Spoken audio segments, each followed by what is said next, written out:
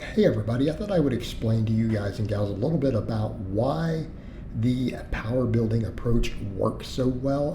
And it's something I've gravitated towards. And I used to kind of make fun of this term because I knew some lifters who thought it was a ridiculous term. They're like, it makes no sense. It's a silly marketing term. Everyone's always trained this way anyways, whether they're a power lifter or a bodybuilder. All the champions have largely done this anyways, the most successful ones, so it really isn't either one. And that's kind of the funny thing. This is why I like using the term, is because it really does describe the methods of most of the best power lifters and bodybuilders going back for decades, right? Because they've always had that degree of overlap, and that degree of overlap is heavy work followed by pump work. When you look back historically, this approach has always worked. And I know plenty of even evidence-based coaches these days who still use that term. Heavy work followed by pump work. It is vastly successful for generations for anyone trying to get big and strong, or either one. So what do we mean by heavy work? No, it doesn't mean we need to do a 1 rep max, although we could make the case for that. We could absolutely make the case for that. Isn't that what Westside Barbell did? Isn't that what they did? Setting aside the speed work, which was 2 days a week, it was always max effort, heavy singles done for a 1 rep max, followed by basically a bodybuilding pump work, sometimes using 10, 20, even 50 rep sets. Okay? Tons and tons of pump work. So you go look at them traditionally. What did a bench press day look like? It might be some sort of max effort bench, then a bunch of pump work for the chest, triceps, shoulders, right? What would you see? Go look at a typical setup. They might do some floor press, as another heavy exercise, maybe a max on some bench, bands or chains or a board press. Then maybe some heavy rep work with a floor press, and you'd look a bunch of dumbbells for really high reps for chest, and a bunch of tricep work, sometimes 2 or 3 different tricep exercises. Then maybe some shoulders and other stuff, all done for really high reps. Isn't that how they trained? How many guys coming out of Westside Barbell were able to bench 500 plus pounds completely raw? All the guys are like, well, they're all equipped. But as Louis used to point out, tons of their guys could step out and bench 500 pounds without a shirt. 500, 550. And that's how they trained. Like half of their training every week was a max followed by a bunch of pump work. Look at a lot of your champion bodybuilders going back for decades. There have been exceptions, obviously. Guys like Lee Haney or Dorian Yates had their own methods that were different, but you go back and look at others. I don't care whether it was Ronnie Coleman or Arnold or Franco Columbu. What'd you see? What did you see? Big, heavy barbell movements. Not necessarily maxes. It could be 5, 6 reps, whatever. 8 reps. Then pump work. In fact, Arnold used to promote a lot of reverse pyramids, right? Doing a heavy 3 or 4 rep set, then a 6, 7 rep set, then a 10 to 12, then a 14 to 15, all the same exercise. And then he'd come in and do all this other bodybuilding work. But did it work? And obviously people are going to say, well, these are all just enhanced guys, but didn't tons of naturals get pretty far doing this? Okay? They got pretty far doing it, because here's where people break. In the powerlifting world, even a lot of the drug-free guys, how many of them powerlift for 5 or 10 years and they're broken?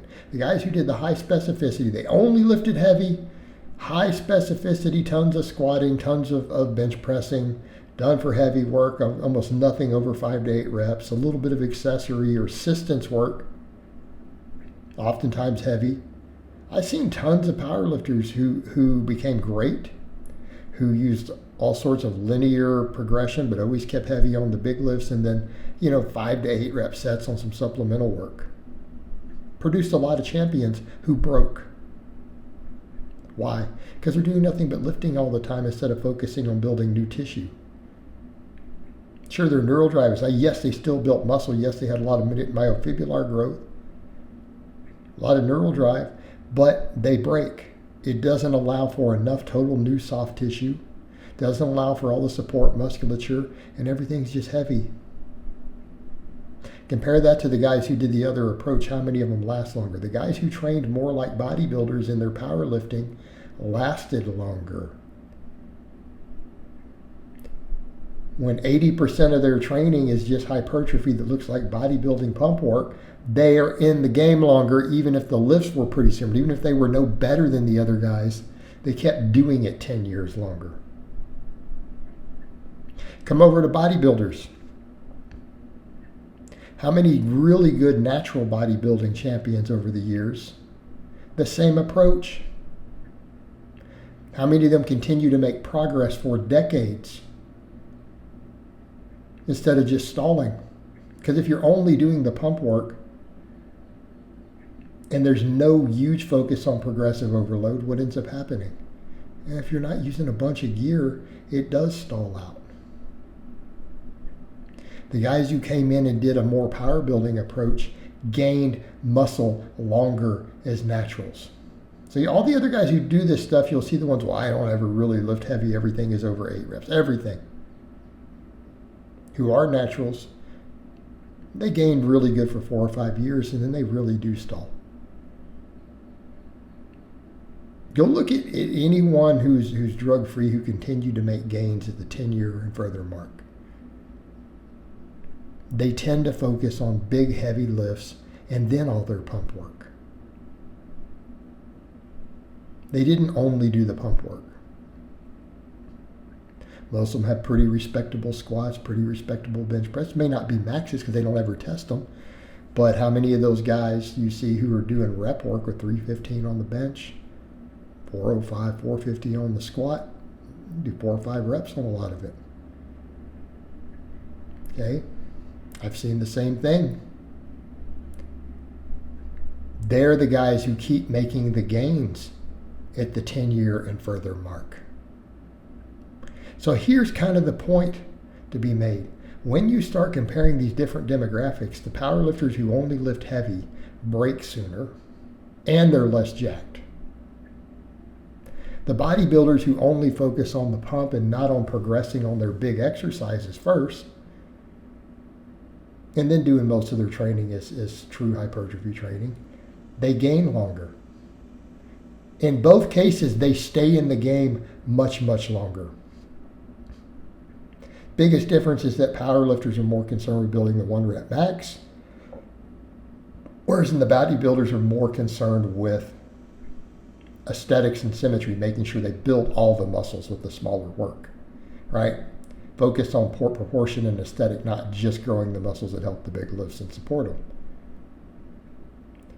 But when you set those differences aside, the overlap is enormous. This is why power building makes sense.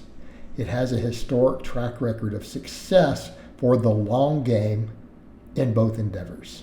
All right, guys, but that's really all I have to say on that today. I hope it's been informative, and I'll talk to you guys next time.